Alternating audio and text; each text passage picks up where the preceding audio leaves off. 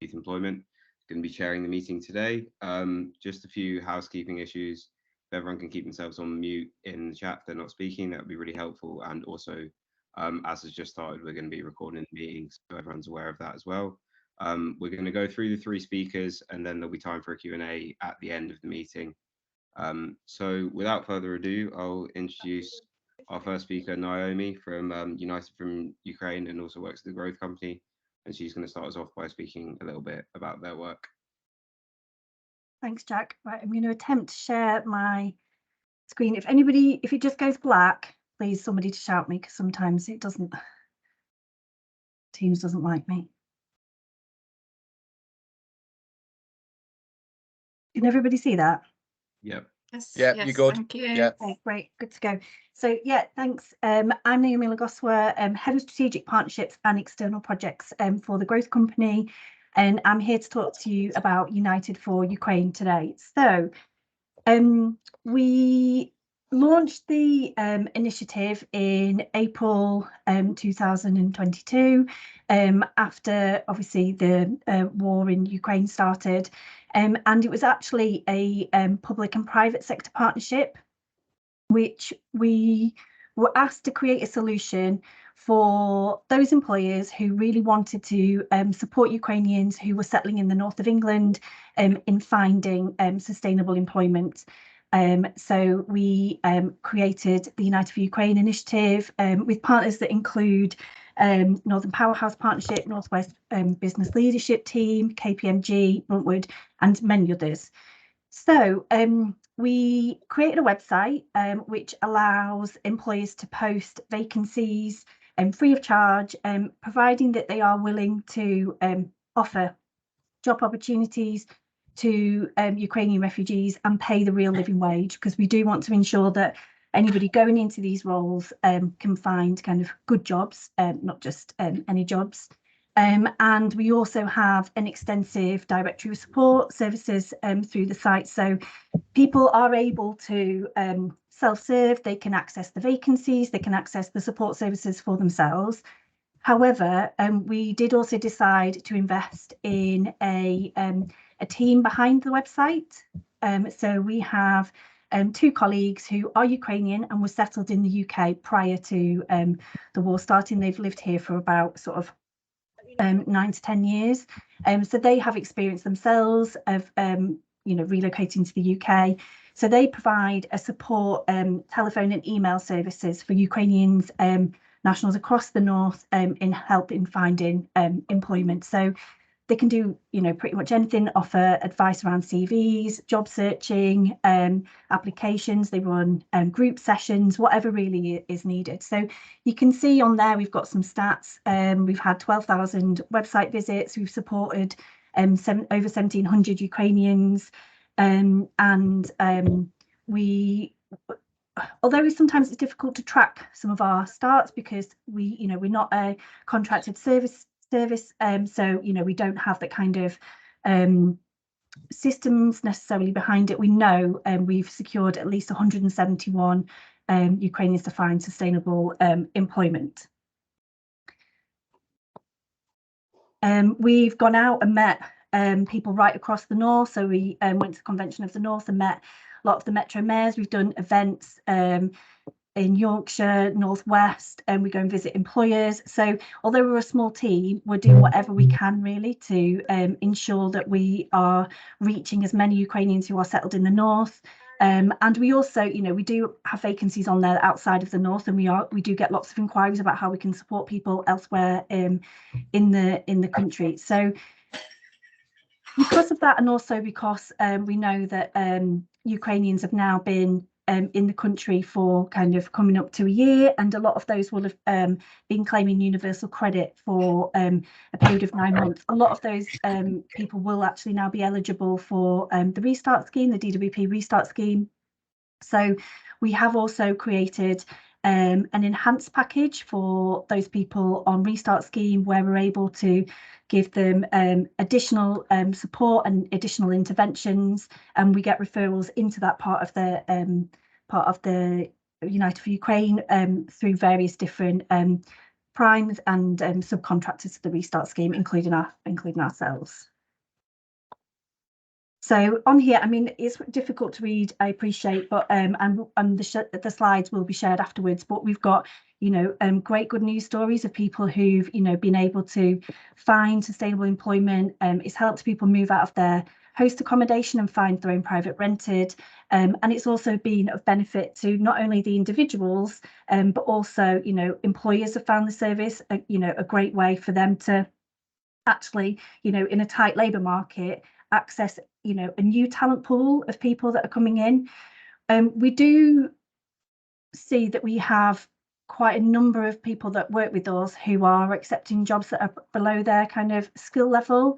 You know, we do have, for example, you know, a neurosurgeon working in a warehouse, which obviously, you know, isn't probably the most ideal situation, but we're trying to look for opportunities where we can help people get an initial job and then progress, you know, whilst they're being able to either, you know, look at transferring qualifications, reskilling in the UK and gaining those qualifications. So, you know, we did see initially when we launched the initiative around about 10 to 15 calls a week, and now we get about 60 to 80, a lot of which is word of mouth because, you know, we've supported lots of people, so they then go and tell, you know, other people that they know. And, you know, we did really see that increase when the first 6 months after the host placements had started to come to an end and people wanted to, you know, needed to find a job to help them move into private rented themselves. So that's when we really started to see the numbers increase on the initiative. Obviously, when we first set out, we were hoping that it might be a short-term initiative, but, you know, sadly, it isn't looking that way. So, you know, we're kind of continuing trying to support as many Ukrainians who are settling in the UK and particularly in the north as possible. So for any of you who would like to get involved, we do work right across the north, and we've tried to do as much as we can, like roadshow, go out to all local authorities, LEPs, combined authorities, to kind of tell people we're here and we're here to support. We also work with other organisations working in this space. But, you know, we can, if you're working with employers who are struggling to recruit, you know, they're very, very welcome to advertise on our site. But also if you are supporting Ukrainians yourselves, particularly in the north, you know, we can help, and, you know, there's details on here of how we can do that. And for any of you who are delivering Restart, or work in health or other programs like that, who think you might want some more intensive support, please again get in touch, because that's something that we can offer your Ukrainian participants. And then there's just a final slide on all the kind of wide ranging of partners that we have. Okay, thank you very much. Thank you very much, Naomi. That was really interesting. So we'll keep moving swiftly on and move on to Christoph from SkillLab, who's going to talk about their provision and their idea about identifying skills. Great. So now it's my turn to ask everyone if you can see my screen. Just give me a second.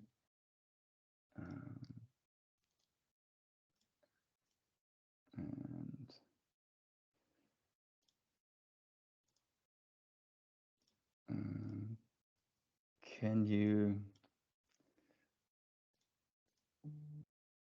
you see my screen? We can. Which says webinar, power of identifying transferable skills. Yes, yeah. And only that, perfect. So I'm here not alone, but with my co-founder Asa. You'll hear from her in just a moment. Really quick, SkillLab is a technology company. We're sitting in Amsterdam. We employ around 50 people, mostly developers. So we're writing career guidance software for all types of clients, really from large-scale government career guidance systems to local, regional, app-based service provision, so to speak, of very targeted functions. When we started SkillLab, however, we were trying to solve a very, very specific problem. So in the birth hour of our company, we were really wondering around the question of how can we make it easier for refugees and migrants to integrate into the labor market. Now, when I prepared for this webinar this week, I was wondering how can I open this session, so to speak, with what is a strong story to tell. And the first thing that came to mind really was the story of my co-founder, Asa, who's here with us. And instead of me telling her story, I just asked her to get along to share her experience and introduce herself, which is much more relatable than I'll tell her story, of course. Yeah, thank you, Christoph. And hello, everyone. As Christoph just said, we thought that maybe it make more sense for me to tell my story because, yeah, I can just tell you exactly the process or to tell you my journey as as a migrant here in Europe, as a job seeker, and my experience with career counseling until I found a job. And now, as Christoph just said, I am a co-founder for SkillLab. So I will start from the beginning, from my home country in Palestine. I am from Gaza in Palestine, and I used to work in United Nations Food and Agriculture Organization as a computer engineer.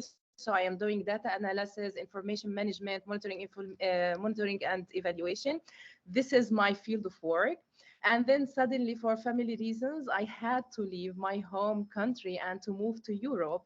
And at that stage, I was not worried about my career because I said, okay, I am working in United Nations and I have this data analysis skills and I am a computer engineer. I will find a job so quickly in Europe. And when I came here, I just realized that no, I just put high expectations of how easy the process is. There were a lot of barriers for me to find a job easy. And then one person just recommended to me the best thing that you have to do is to be registered in an employment service in the country where you live. And yeah, at that point, I felt, okay, so there is a solution. I will go to this public employment service. I went to the website, I registered. I started to fill the profile, which is in different language that I don't know about it anything as a newcomer to the new country. But thanks for Google Translate, I tried to put all my information in this platform. And I went to the waiting phase, but fortunately, it was so quick. I had a response so quickly from this employment service. I received an SMS. I was so happy that, oh my God, that's easier than I expected. But the job that was recommended for me is to work as a farmer and in a farm to collect eggs, just to be more particular in this. And then I just realized, okay, so they saw that I am working in the food and agriculture organization. They saw that I am a farmer. And this would make me struggling so much by applying for those services without explaining more about what I am doing, what are my skills that I used to use in this job. So at this point, I stopped just relying on the career counseling platforms and the career counseling services that I have in this country. And then I decided to search manually for the jobs that like fit for me. And I started to find titles, but when I go to the title, for example, data analyst, I just see the skills that are needed for this job are not the skills that I used to do as a data analyst in Palestine. At that point, I said, okay, maybe I don't have a position in this labor market, or I have to find for myself a position for this labor market. So I decided to write down what are the skills that are needed for those different occupations and jobs, and to find courses for myself to learn them. And it was for me a long journey. I don't know if I am doing the right thing or not. It was so frustrating period in my life. I'm really doing a lot of effort, spending a lot of time and hours just to know what exactly the course that I want. This course can give me this skill, maybe this skill and that skills. And sometimes even the skills that are needed for those jobs are not explained or written down in a common way in the job description. So I was doing this journey in a way that I was doing, as I just said, everything manually. And after that, I met my colleagues in SkillLab. They were not my colleagues. They were just starting to think about the idea, the same problem for migrants and refugees, and how they can find their pathway in the labor market. And they were telling me about the idea of having a skill profiling tool, and they asked me to try to do this skill profiling process. And for me, it was a surprise for me that I have everything I am doing manually. Now they have a tool that is doing this for me and find me the right pathway or the right job that I want for myself. So from the first experience for skill profiling tool, they found out actually that I fit for a position in this company in SkillLab, and the position was a human-centered design specialist. So at that point, I just realized those people, by having this information about me, they know more about me, they know my skills, they were able to do the analysis, because at that time I didn't have access to see the result of my skill profiling. And I asked them, human-centered design specialist, what does that mean? I really don't know what does that title means for me. After working in a SkillLab, I just realized that really I am a good fit for this position, because I am doing all the skills that I used in my previous career and previous experience to perform and to implement the tasks that are needed for this skills, for this job. So this is my journey from being a job seeker in Europe until having a job here in Europe, and especially in SkillLab. As you see, the celebration at the end now I have, but I can understand, and maybe everyone just understand how it's so painful to go through this journey. So for me now, and after working in a SkillLab, and I dedicated all my time just for this company, because I know, and we know, all of us in this here, that, okay, this is a problem that really needs innovation. And the first of all, that we need to identify what are the problems, or where was the problem, especially for me personally in my journey. So for my analysis at that situation, and the first thing that I can draw here, that I didn't have sufficient information about the labor market. I don't know what are the job opportunities that can be relevant for me, and where exactly I can fit.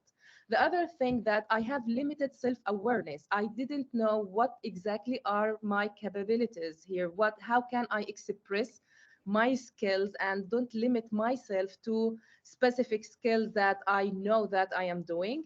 And the third point here is the job title fixation. I think most of us, we have this problem, that we think that, okay, you are working an accountant, so you will work an accountant assistant or accountant officer. We put ourselves in a corner that, okay, this is what I used to do. I want to do. For me, I was searching for food security data analysis, or food security monitoring and evaluation. And then I realized that why I am searching for food security projects in Europe, that there is no food security problem here. It's not like Palestine or where I used to live. So that gave me made my choices limited in searching for a job.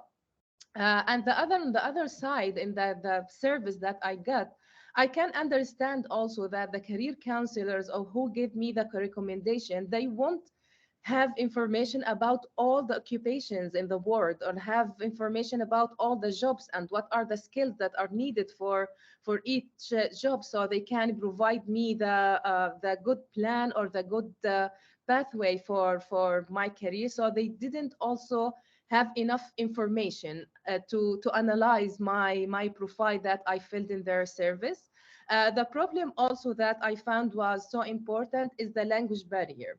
Even if I want to have an appointment with my career counselor, I don't speak the language. And even if I have the first course or the second course, I will not be able to express my skills in the way how I express it in my native language. Till now, if you see all those information or those barriers that I just explained here, we will reach to the conclusion that It's all about the skills. It's about the language, the common language that everyone is using here. The language that is used in the jobs, the job description, the language that is used by the career counselors, even by the job seekers. Everywhere we have all to have the same language, and I'm not talking about only language in terms of language, Arabic, English, or whatever. It's also common language, which is here we are talking about the language of skills, and this is the topic that Christoph will talk about for the next slides. Yeah, thank you, Azza. And again, I cannot stress enough how much Azza's story inspired what we do and how we do what we do at SkillLab, really from the get-go. We had this in our minds. We later learned, to take this away, that this problem is not only characteristic for refugees and migrants, but it's very strong for those who came from a new country, new culture, and are trying to find orientation on the labor market. And in short, I think it would hard to be disagreeing to the statement that titles and networks in particular are really marginalizing job seekers. So we also heard that the answer is skills. And if you look in the media around you, it's a year of the skills. You'll find skills in every second article you read these days. But what does it really mean, and how do we work with skills? So if I now were to take the problem, and that's really how we started at SkillLab, is a very fascinating realization. If you go to an event or this room, ask any one of you, what are your skills? I'm really curious to see who comes up and gives a precise list of the skills they are good at. And that problem, or that challenge, so to speak, is not only relevant to refugees and migrants, it's really relevant to all people. I struggle to use this. I've rarely met anyone who was good at defining and describing on an accurate level the skills they have. If at all they come up with something very broad, you could say, oh, I'm good at management or communication, but that is not really a skill. It's not really informative. Now, if you turn this around and you go to the employers and ask them, which skills do you need? You'll see employers struggling with the exact same thing. It's very difficult to go and put out a job description that is not heavily relying on, say, titles or other signaling factors, such as the brand behind this, that makes sense. So in other words, if I say I work as a key account manager, you'd probably have no idea unless I tell you for which company I was a key account manager. If I'm a company hiring a key account manager position and I say I search for a key account manager, that only makes sense if I tell you what my company is and what kind of business we're in. If you don't have that contextual information, or you only have poor information on it, search and match in that, say, demand supply environment is really difficult. That's a good example of how poor job descriptions are. It's one of the problems we tackle. Help employers get better in describing which type of skills they search for. And as I mentioned, often it's a misleading title, and you realize, oh, in fact, somebody's looking here for a person that is able to repair machines. Going for the title of a farmer, you might not have directly associated that type of skill set with a description. There is so-called taxonomies out there. They're super helpful. And basically what they do is they structure the labor market into occupational groups, into occupations, and then breaks this down into skills. There's ONET in the United States, there's ESCO in the European Union, which was driven largely by DWP. Back then, there's versions or bridged versions between the two. Other countries have other taxonomies. They have huge benefits. So ESCO, for example, is available in all European languages, including or adding to this Arabic and Ukraine. So that means ultimately that you have a skill taxonomy made up of 15,000 skills roughly in almost 30 languages. And the positive thing here is that you can use and interact with that taxonomy in a given language, say Arabic, and show the exact results of these skills and the exact identifying, if you want so, pointers of these skills in any other language. So you use it in Arabic, you can show the skill to someone in Finnish, English, French. You use it in Ukrainian, you show the results to someone in English or French or Finnish, whatever you want, so to speak. It's a really a universal language. It's much, much easier to translate a skill than a title, because a skill does not depend on what we call a brand or signaling effect. Now, what we learned is that this is cool, this is great, these taxonomies are out there, but what we really need to do is make this operationable for people. So rather than saying, here are all of these occupational groups and occupations, and try to understand who you are. And the example of other, the task would have been to find the box that says human-centered design expert, go in, check all of the skills, and then come to the conclusion that you have a good match. We said we need to turn this around and really help people to identify which skills they have, and then be able to see how these skills match to options in the labor market, occupations, for example. And that's really what we do at SkillLab. In a very, say, mathematical approach, this means we use AI to find out which skills out of, say, 15,000 skills that possibly could describe someone have the highest likelihood for a given person. So if you've been a waiter, we might ask you different skills questions if you work in a big city, where you might have touched different elements of your jobs and in the countryside than elsewhere, for example. And we get better and better at interviewing people on which skills they might or might not have touched, no matter if that was in what we call a professional experience, a learning experience, or a life experience. Especially for refugees and migrants, you'll often find that people picked up skills in activities and experiences outside of the professional realm. You could have had a caring responsibility, stayed at home, collected all of these valuable skills, but you struggle to capture them and articulate them. And that's exactly what we do. And we do this by very intuitive, simple tools that are optimized from the UX UI perspective to be engaging, to be nudging, and to really do the trick of capturing skills information from the people, and allows them to do very operational things, create CVs, share the information with counselors, and so on and so forth. And again, in someone's native language. So what that leads to, and that's the real value, and basically this slide visualizes, that's taken from a user from Ukraine, but this slide really visualizes the struggle Asa was going through in a very manual fashion. It allows you to understand, what are my skills? What is, say, a potential target in the labor market? And if there are gaps, how can I bridge them? We'll hear from Margaret later. So defining and informing the right training design is a huge element of this exercise. If you do a skills gap analysis and you'll be able to define the delta, you can really tailor education. You can find the right education, and you can find the shortest way, so to speak, to go from where you come from to where you want to be or need to be. So how is it really, say, supporting counselors? There's two dimensions. So one is really the organizational level. In everything we do, it's very important to put the employment services in the center of what we do. They are the ones really mediating, if you want, so between the job seekers on the one hand, refugees and migrants as a specific group of that, and the employers on the other hand. And that means their job really is to increase the precision, to allow for literally for reduction of language barriers. And as Asa mentioned, the barriers are not only purely language, but there's a level of, say, understanding of what certain concepts means. They need to analyze the trends and gaps, maybe place them back to government or other funding organizations, and obviously connect to the employers.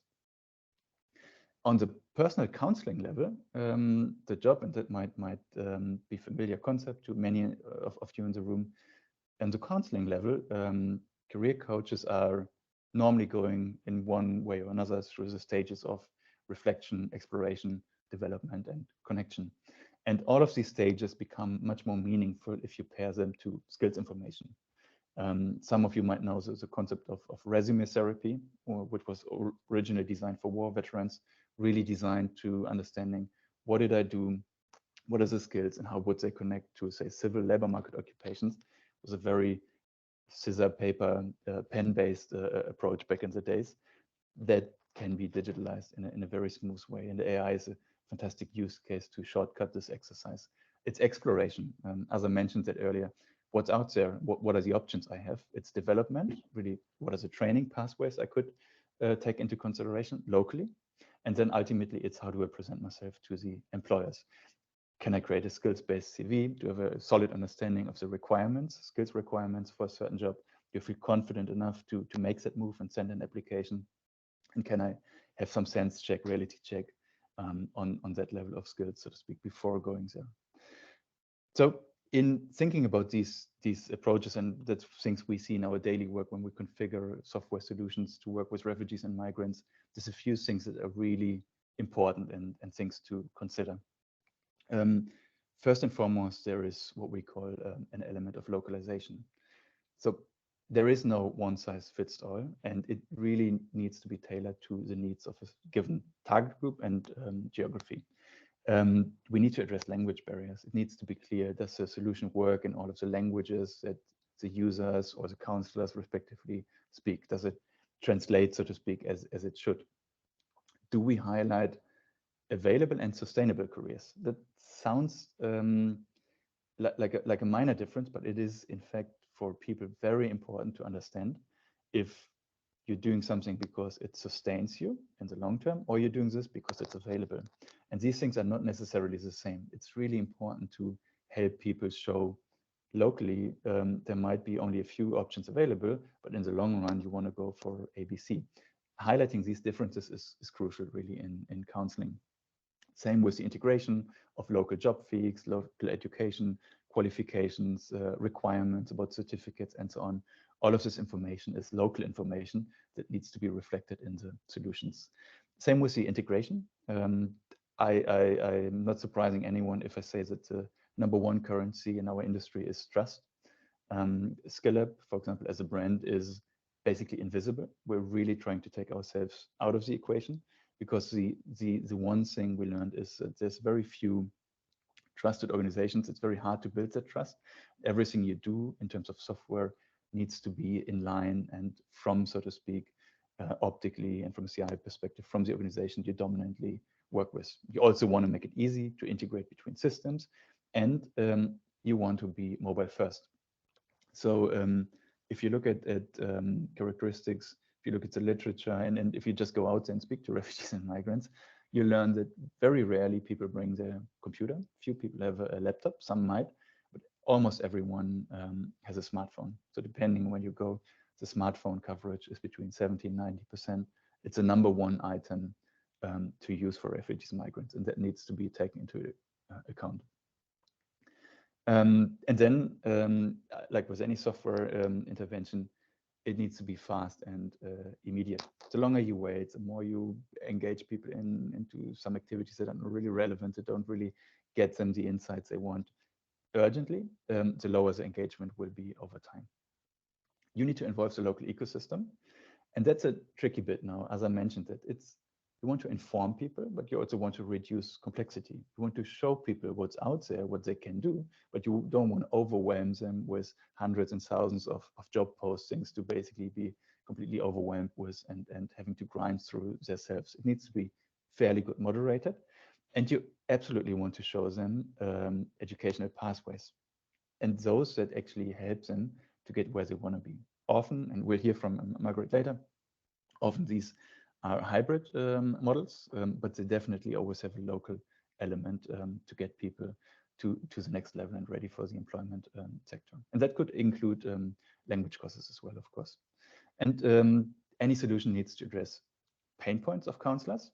Translation and language is massive. If you speak to counselors out there and they tell you about the experiences of getting a translator into the room, the translator calling sick, or the person calling sick, the translator being there, someone going back, or you're trying to translate with Google Translate as you sit or speak. These stories are, I don't want to say heartbreaking, but it is really difficult. It's inefficient, it's costly. It is a real pain point to counselors. And what we're trying to do is really reduce these barriers as much as we can and capture relevant information, obviously. And that information largely contains the skills information.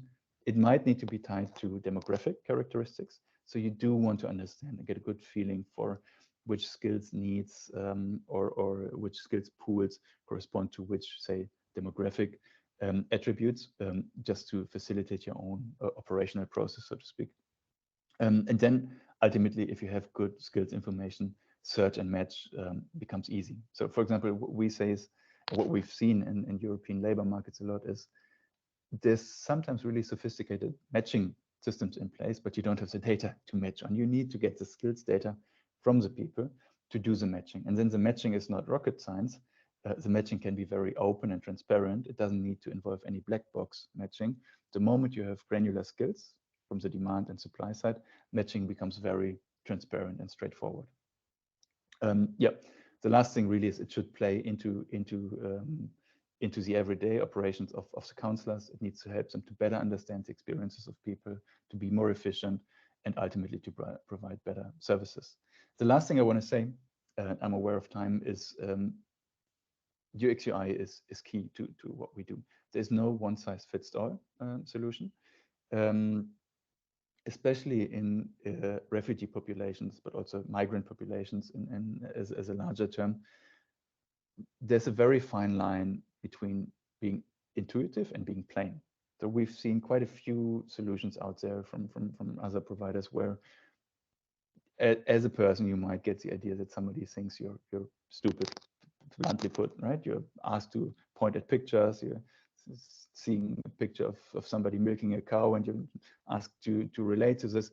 These type of things are borderline insulting to people, and that's absolutely unfair. And what we really need to figure out is this good and natural line of being clear, being intuitive, being multilingual, but at the same time not being plain and simple or even insulting with the type of technology you confront people with.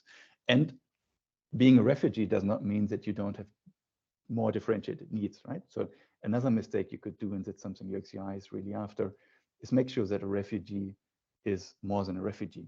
As a refugee, you can have your individual needs. You can have, for reasons, and that's just a few of the behavioral archetypes, we try to understand where people belong to. You can or might be in a situation where you need to find a job very urgently. You might be in a situation where you need to transition your career because your past employment history doesn't work in the new environment anymore. You might have some barriers. So the fact that you're a refugee does not mean that you don't have other barriers that might limit your job search. You might be new to the labor market. Also, that is possible in the refugee populations. You might be coming to a new country and have never worked before, or you might have worked informally. And all of these, say, what we call behavioral archetypes, require different responses, different nudges, different user journeys, so to speak, in the app. I'll pause here. We'll get to the questions later. Thanks a lot. And if you have any questions in the webinar or after, you hopefully know where to find Asa and myself for further questions. I'll pause here. Thanks so much, Christoph and Asa. That was really interesting. So we're now going to move on to Margaret from Zarius, who's going to give a bit of a UK provider sort of backdrop to all of this. Hi. As Jack's just said, my name's Margaret and I'm the Operations Director at Sirius. Don't worry about the pronunciation, Jack. Everybody gets it wrong. And I have to say, thank you for that, Christoph. It was very insightful. I'm very fortunate, really, I suppose, because of my advanced age here. I've seen the first, second and third coming. You might sit there and think, well, what does she mean by that? Well, the first coming for me was Microsoft Windows, because I'm old enough to remember that little orange cursor, that C cursor at the beginning.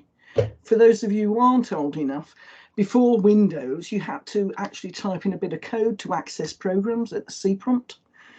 The second coming for me was the internet, because it changed the way in which we worked dramatically. Look at the emails, obtaining information, being able to do meetings like this. And the third coming surely has to be artificial intelligence. Now, artificial intelligence can be used in a variety of different ways. And Christoph has just shown us how it can be used to help us in our industry in IAG. It has to be a huge step if we use it. It's not just for refugees and immigrants, migrants, sorry. It goes far, far beyond that, as Christoph has just demonstrated. It could be used for those who have been made redundant, because the first thing someone who's been made redundant says to you is, when you ask them and try to plan for them, I don't have any skills. And the first thing I always say to them is, you have time management skills, because you get up every morning and go to work and you get there on time. Okay, it can be used to change your career, to choose something new that you want to do. For those who actually haven't started their career, Christoph started off by saying, what are your skills? What are you good at? And because most people don't recognise their own skills, and you can think about that yourself now, if someone asked you, what are you good at? What are your skills? What would you say? Okay, because they don't recognise them as skills, we have to tease them out when we do our IAG. Okay, and if you are teasing these things out, you then try to use that information to formulate a plan for someone, a plan for their future. And it's very, very important, because if you don't plan for their future, they are not going to succeed. You are planning for their failure.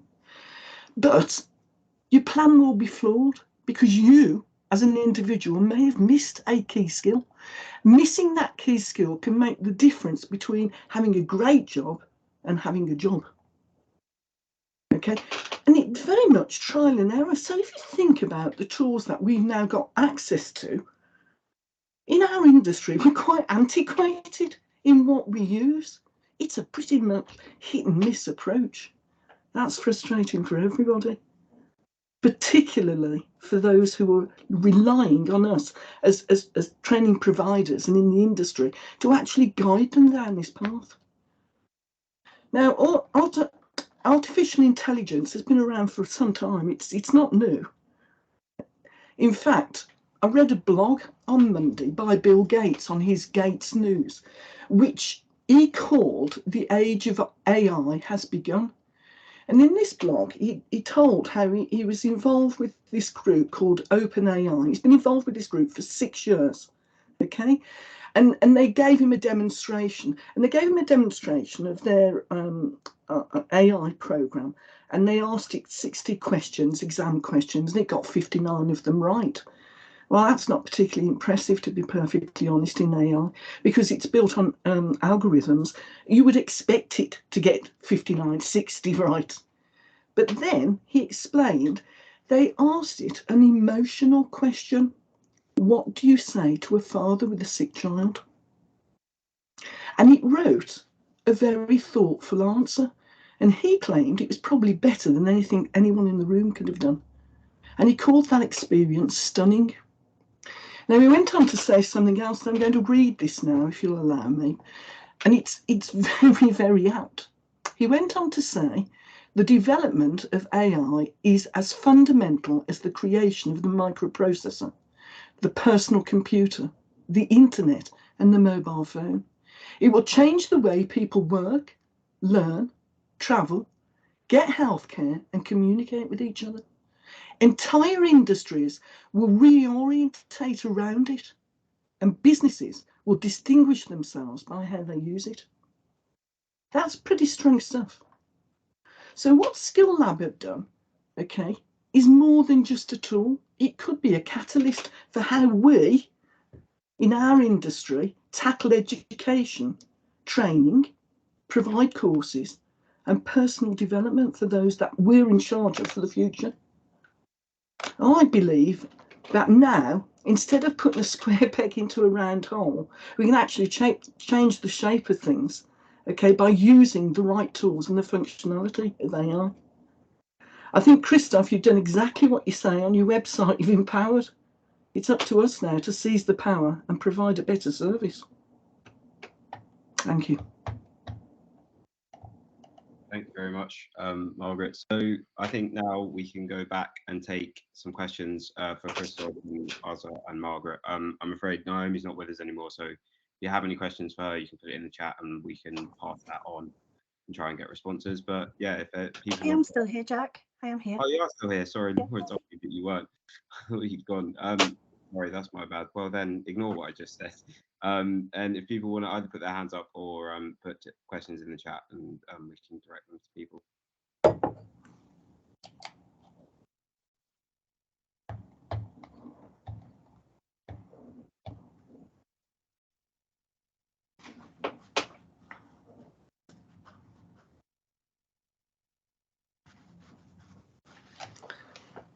Answered everything.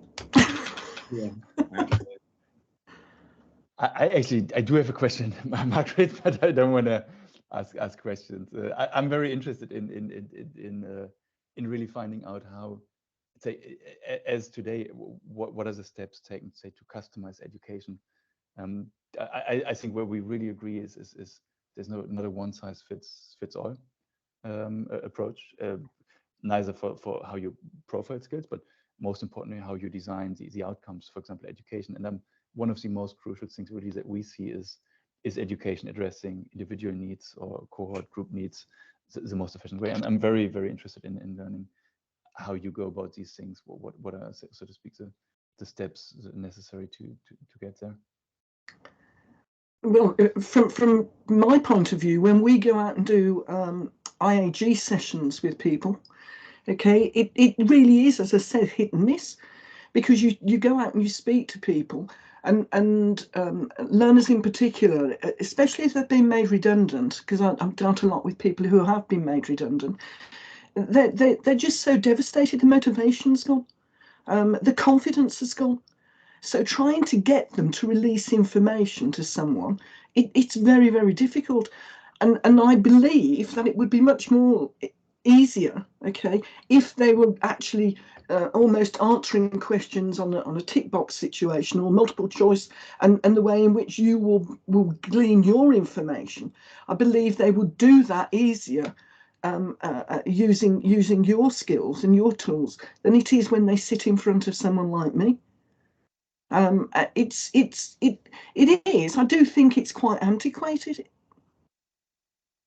I don't know what other people do when they go out and do IAG sessions. You know, you're trying to tease these responses out of people who really just don't want to speak to you.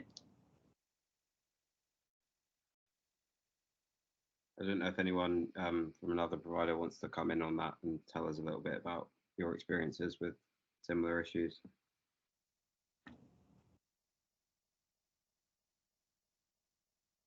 Oh, that's okay as